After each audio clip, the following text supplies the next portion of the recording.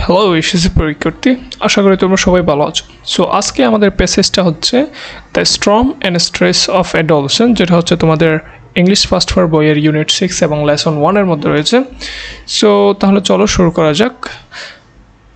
Children must pass through several stages in their lives to become adults.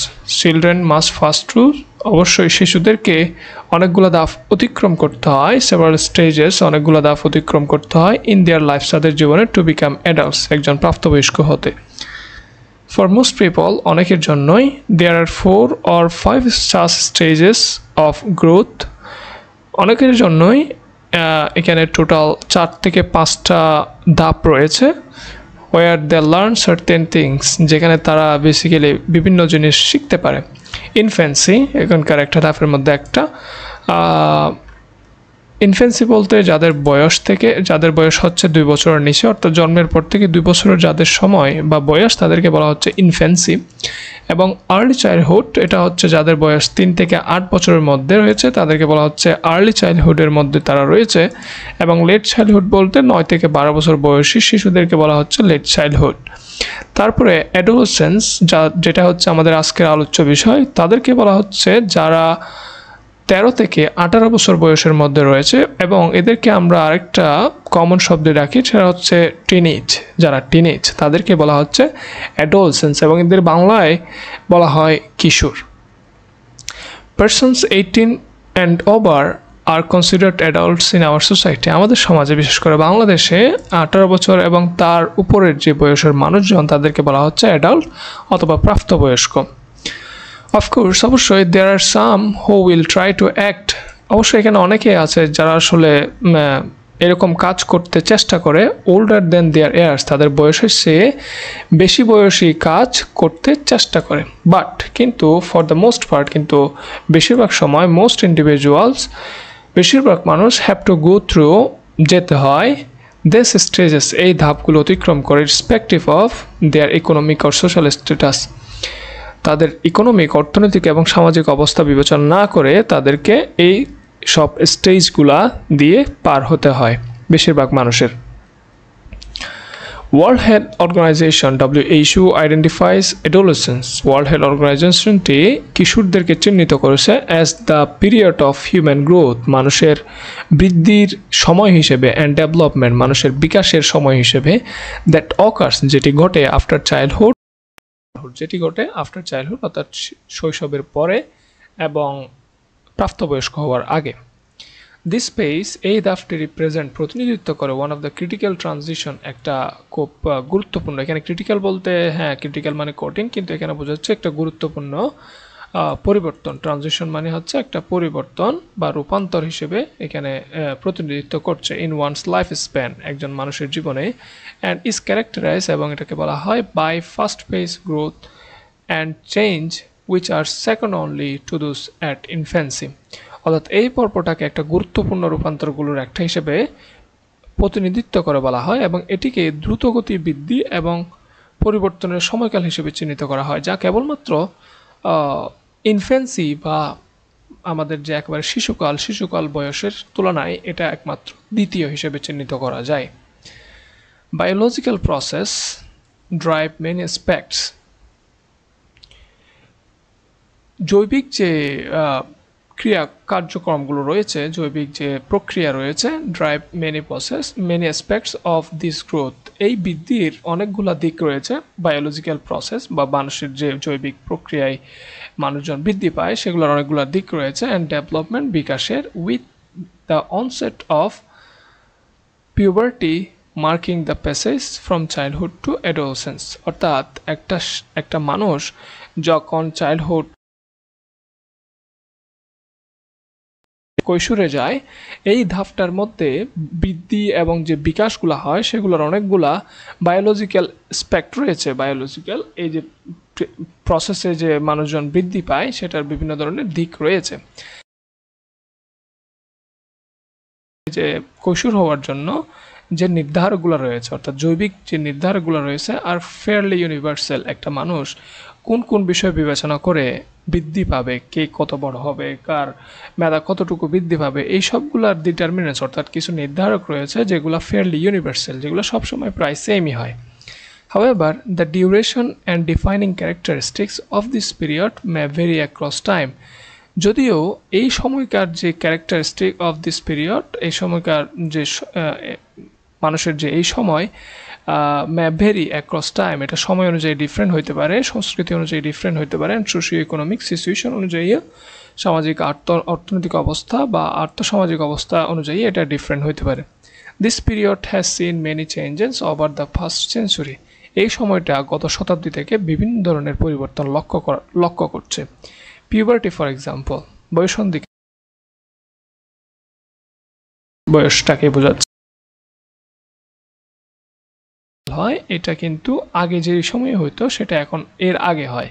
People Mary late, মানুষ দেরিতে বিবাহ,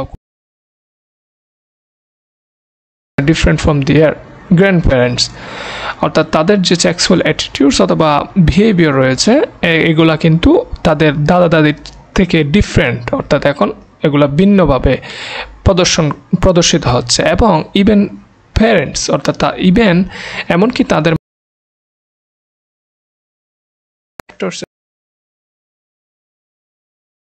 যে বিষয়গুলো দায়ী for the changes are education, এই পরিবর্তনের জন্য যে বিষয়গুলো দায়ী সেগুলো হচ্ছে education, urbanization and spread of global communication, শিক্ষা এবং নগরায়ন এবং স্প্রেড অফ গ্লোবাল কমিউনিকেশন, অর্থাৎ বৈশ্বিক যোগাযোগের যে এখন বিশাল ডেভেলপমেন্ট হচ্ছে বা এরকম প্রসার হচ্ছে, সেটাও এই সব পরিবর্তনের জন্য দায়ী।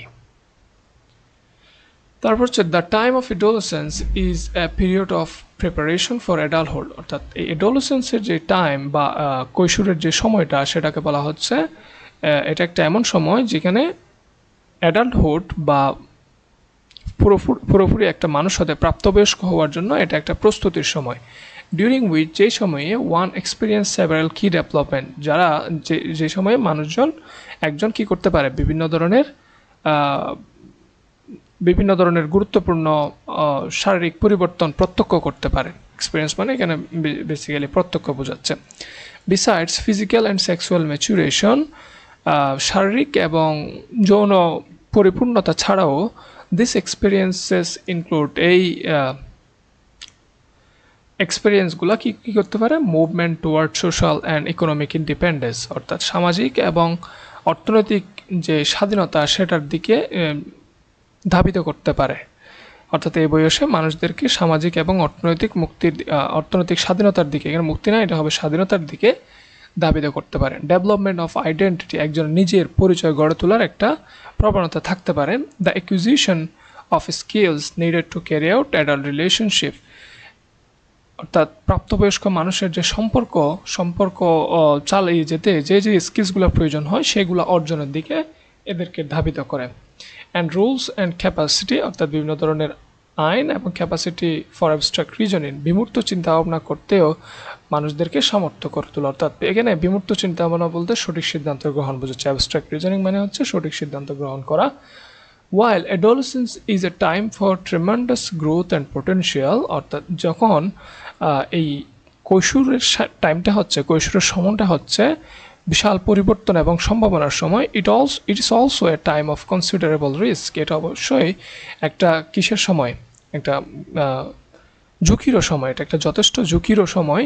ডিউরিং উইচ, যে সময়ে social context excerpt powerful influences, যে সময়ে সামাজিক প্রেক্ষাপটগুলো বিশাল প্রভাব ফেলতে পারে মানুষের ওপর। Many adolescents face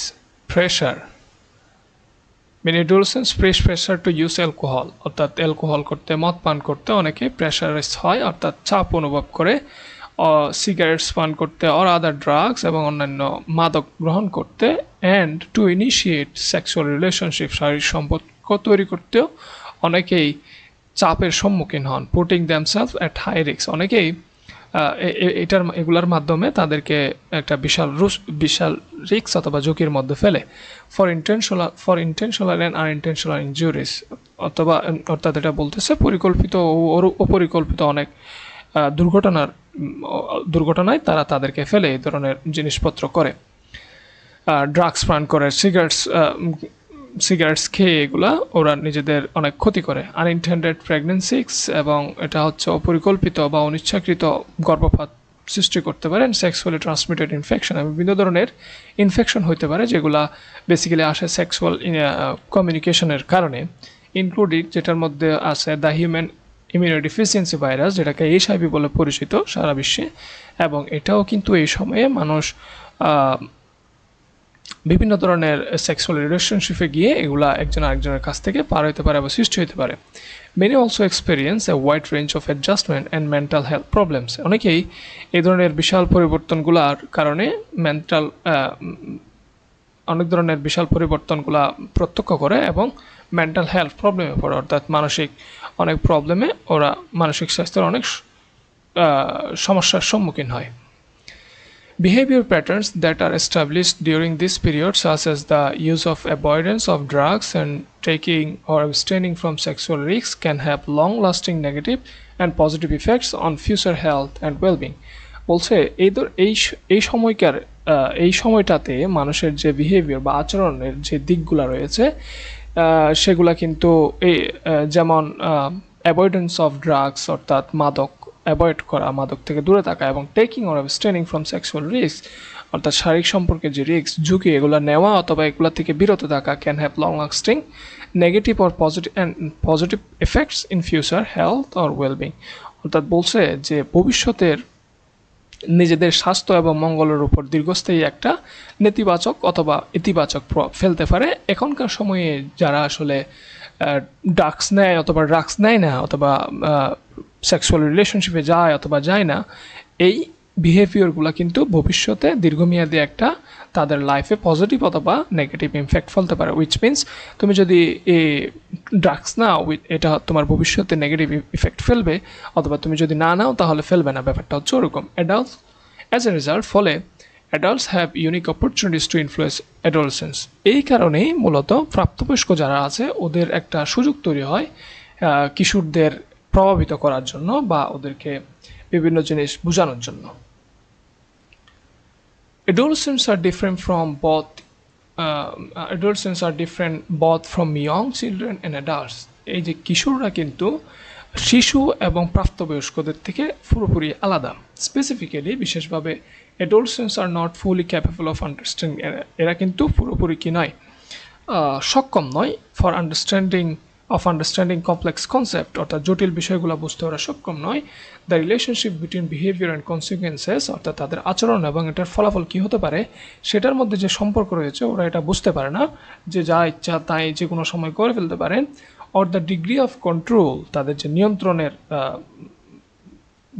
গ্রহণের যে ক্ষমতা, নিয়ন্ত্রণ নেওয়ার যে ক্ষমতা, সেটা কিন্তু they have or can have over health decision making, স্বাস্থ্য সম্পর্কীয় যে ডিসিশনগুলো আছে এগুলোর মধ্যে তাদের যে নিয়ন্ত্রণের ক্ষমতা, including that related sexual behaviour, এবং শারীরিক যে আচরণ বা সেক্সুয়াল যে আচরণ সেগুলো সম্পর্কিত যে ডিসিশন নেওয়ার ক্ষমতা, সেগুলো কিন্তু ওরা বুঝতে পারে না বা এটা করতে ওরা ফুলি ক্যাপেবল নয়।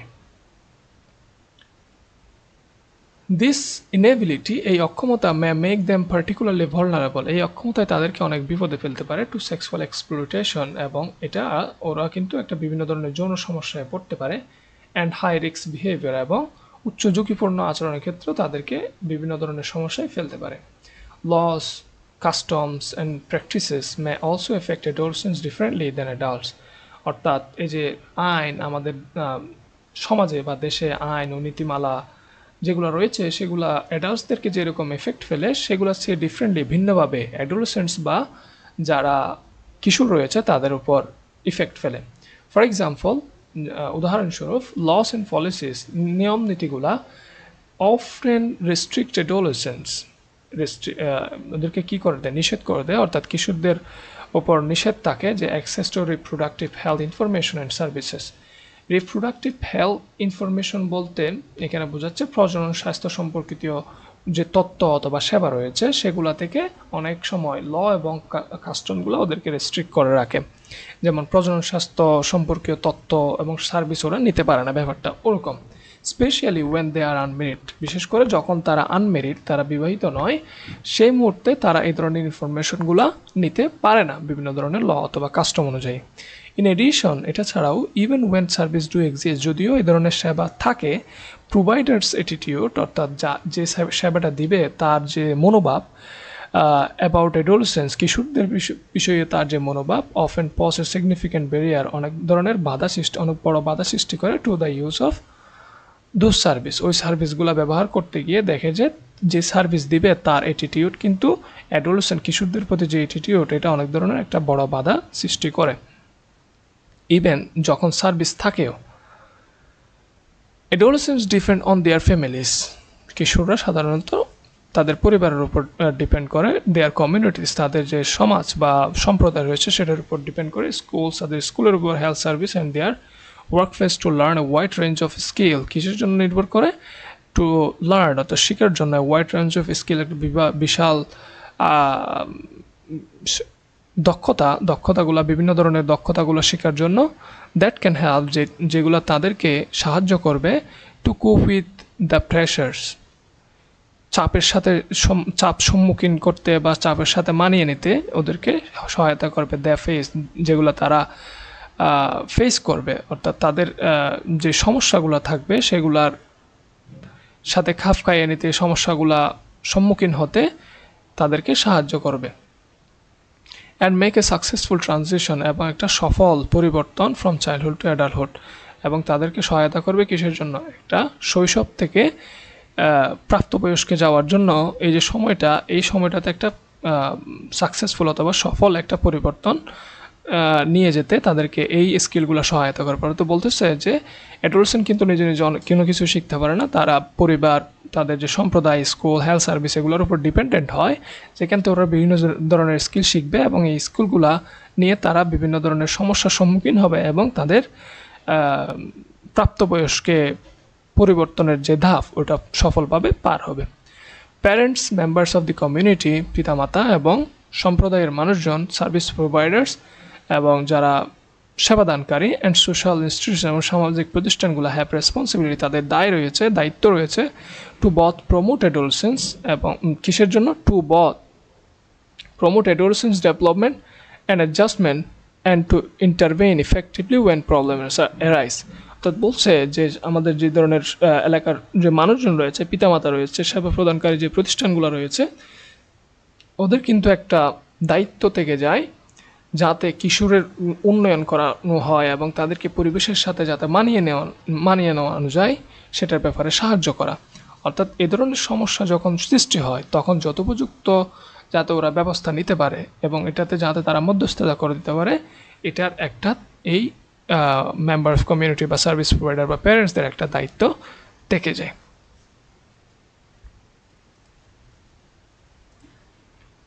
সো এই ছিল তোমাদের পুরো প্যাসেজটা। আশা করি প্যাসেজটা বুঝতে পারছো। এখন এই প্যাসেজের উপর বেস করে তোমাদের যে টাইপের কোয়েশনগুলো তোমাদের পরীক্ষায় আসতে পারে সেগুলো যদি আমরা একটু দেখি। প্রথমত আসতে পারে এমসিকিউ, অফকোর্স, যেমন what does the phrase life span men in the passage, অর্থাৎ আমরা যে লাইফ স্প্যান পড়ছিলাম এখানে প্যাসেজের মধ্যে সেটা আসলে কী বুঝিয়েছিল।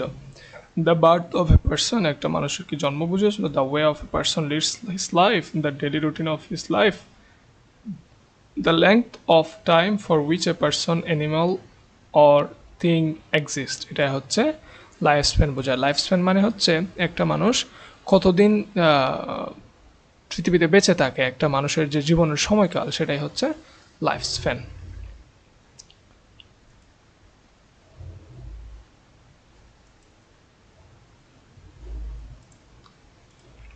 What could be the closest meaning for onset in the passage?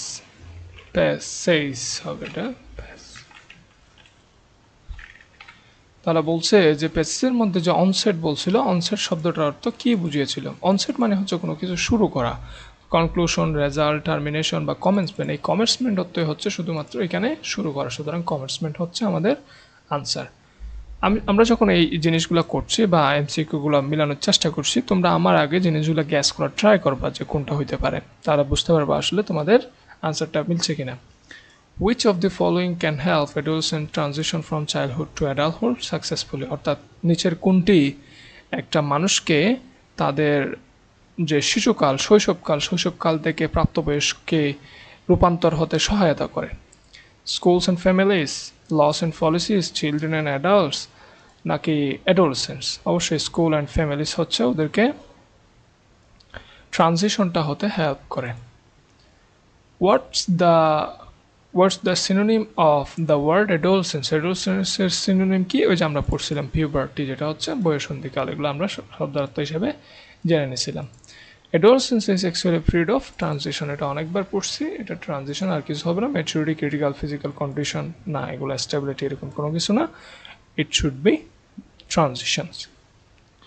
এখন আমরা যদি ওপেন এন্ডেড কোয়েশ্চন দেখি, অর্থাৎ এখান থেকে তোমাদের যে শর্ট কোয়েশ্চেনগুলো আসতে পারে সেগুলো যদি একটু দেখি, যেমন এখানে বলছে মেনশন দ্য স্টেজেসটা মেনশন হবে, mention the stages of growth from childhood to adulthood. অর্থাৎ একটা মানুষ যখন তার শৈশব থেকে প্রাপ্তবয়স্কে চলে যায়, পূর্ণবয়স্কে চলে যায়, এই যাওয়ার সময় যে যে ধাপগুলো রয়েছে সেগুলা চাইল্ডহুড শৈশব থেকে পূর্ণবয়স্কে চলে যায়, সেগুলোর ধাপগুলা কি কি? যেমন the stages of growth from childhood to adulthood আর ইনফেন্সি। প্রথমে আছে ইনফেন্সি, 0 থেকে 2 বছর, early childhood, later childhood, adolescence এবং অ্যাডাল্টহুড। এই পাঁচটাই হচ্ছে বেসিক্যালি একটা সাধারণ মানুষের পরিবর্তনের ধাপ। একটা মানুষ যে বিভিন্ন স্টেজে থাকতে পারে সেইগুলাই হচ্ছে এগুলা stage.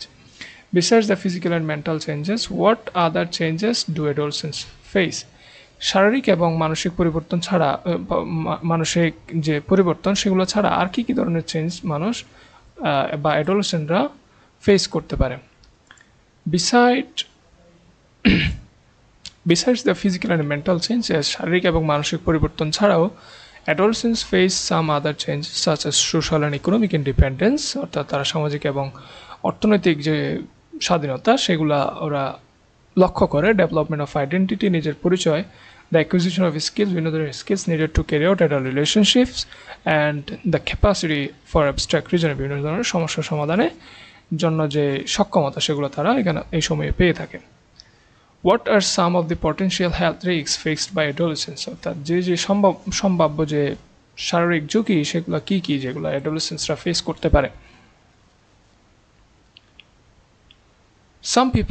Some of the potential health risks faced by adolescents are pressure to use drugs, initiate sexual relationship, putting themselves in high risks and injuries, unintended pregnancies, and sexual transmitted infection. এগুলো কিন্তু সব আমরা ফেসে পড়ছি। তোমরা যদি প্যাসেজটা ভালোভাবে বুঝে থাকো এবং এখানে যে কোয়েশ্চেন কি বলছে সেটা বুঝে থাকো, তাহলে you should get the answer from the passage, of course. How are the adolescents different from the children and adults? অর্থাৎ কিভাবে একজন কিশোর, একটা শিশু এবং একজন পূর্ণবয়স্ক মানুষের থেকে ভিন্ন হয়? The adolescents are different from the child in the sense that the onset of puberty, অর্থাৎ বয়সন্ধিকালের শুরু, is experienced in adolescence. বয়সন্ধিকালের শুরুটা কিন্তু adolescence-এ প্রত্যক্ষ করা যায়, and the development of process keeps going on, এবং এই ধাপটা চলতে থাকে। And the adolescents are different from the adults in the sense that in adulthood physical and sexual and mental maturation are experienced fully. Adolescents are not fully capable of understanding complex concepts and the relationship between behavior and consequences. Everything is in the passage. তোমরা কিন্তু খেয়াল করলে দেখবে সবগুলাই কিন্তু আমাদের ইনফরমেশনগুলো প্যাসেজে আছে, জাস্ট ওখান থেকে কোয়েশ্চেন আর আনসার হিসেবে তোমাকে জাস্ট সাজাতে হবে। It's kind of like rearranging. What role can the society and community play in promoting the adolescence? অর্থাৎ কি কি কাজ করতে পারে সোসাইটি এবং সম্প্রদায়গুলো যাতে কিশোরদেরকে প্রমোট করতে পারে? The role that society and community can play in promoting the adolescence is to teach the adolescents a wide range of skills needed to cope with the pressure they face. Simple. এখন এখান থেকে যদি তোমাদের কোনো পার্টের flow chart আছে, তাহলে flow চার্টটা তোমরা কীভাবে আনসার করবো? আমরা কিন্তু এখানকার একটা ফ্লো চার্ট দিচ্ছি যেটা হচ্ছে পুরোটার উপর বেস করে মূলত, কিন্তু পুরো পেসেসের উপর তোমাকে হয়তো ফ্লো চার্ট লিখতে হবে না, যে কোনো একটা পার্টের হয়তো ফ্লো চার্ট তোমাকে লিখতে বলবে। কিন্তু তোমরা হয়তো কনসেপ্টটা বুঝতে পারবে, যেখানে আমরা বললাম যে ফ্লো চার্ট লিস্টিং দ্য, এখানে শোয়িং না, কিন্তু আমরা বলছিলাম শোয়িং এবং হাইলাইটিং থাকবে, কিন্তু এখানে ডিফারেন্টলি আসছে, সেটা হচ্ছে লিস্টিং দ্য কি ডেভেলপমেন্ট অফ অ্যাডোলেসেন্স। অর্থাৎ একটা কিশোরের যে বিভিন্ন ধরনের প্রধান যে বিকাশগুলো হয়, যে উন্নয়নগুলো হয়, সেগুলো কী কী, যেমন এটেনিং ফিজিক্যাল চেঞ্জেস, অর্থাৎ বিভিন্ন ধরনের শারীরিক পরিবর্তন হয়, এটা একটা করে দিচ্ছে তোমার জন্য। এরপর আমরা বলতে পারি এটেনিং সেক্সুয়াল ম্যাচুরেশন অথবা সেক্সুয়াল চেঞ্জেসও বলতে পারো, লাইক পিউবার্টি, একটা বয়সন্ধিকালে আসা। সো এটা একটা গেল। তারপর হচ্ছে attaining social and economic independence, অনেকবার পড়ছি এটা। এটেনিং সেলফ আইডেন্টিটি, অনেকবার পড়ছি। Attaining social relationship, attaining survival skill, যেগুলো যে এই কোয়েশনের মধ্যেও ছিল যে skills needed to cope with the pressure they face, অর্থাৎ বিভিন্ন ধরনের চাপের সম্মুখীন হওয়ার জন্য তাদেরকে যে স্কিলসগুলো আগে সেগুলো হচ্ছে এগুলো সার্ভাইভাল স্কিলস। এখন আমরা যদি এখান থেকে একটা সামারি লেখার ট্রাই করি, সামারিটা কীরকম হতে পারে তোমরা একটু বুঝলে চেষ্টা করবে, একটু কম্পেয়ার করলে দেখতে পাবা যে আসলে সামারি বলতে এখানে কী বোঝাচ্ছে। সামারি মানে হচ্ছে তুমি যখন এই সামারিটা পড়বা তাহলে পুরো পেজেসটার একটা আইডিয়া একজন নিউ রিডার পেয়ে যাবে। ফর এক্সাম্পল দেখো, এটা আমরা একটা সামারি লিখলাম, adolescence is the most important stage for a child to reach adulthood. The mental and physical attitudes and behaviors of an individual are basically shaped in this various stage. As childhood is the potential preparation for adulthood, it is also a time of considerable risk during which social contexts exert powerful influences. So adolescents should be thought about the bare issues related to adolescence so that their physical and mental and psychological development can be smoother. So আশা করি বুঝতে পারছি এগুলো নতুন কোনো কিছু না, just everything that was in the passage, এবং আমরা ওখান থেকে এই জিনিসটা নিয়ে একটা সামারি বানালাম এমনভাবে যাতে ওখানকার সব information we can get in only 4 sentences. So I guess সবাই পুরো প্যাসেজটা এবং কোয়েশনগুলো বুঝতে পারছো। স্টিল যদি কোনো সমস্যা থাকে please let me no in the comment box, এবং আমাদের নেক্সট প্যাসেজটা ইনশাআল্লাহ আগামীকালকের মধ্যে আপলোড হয়ে যাবে। Till then all the best.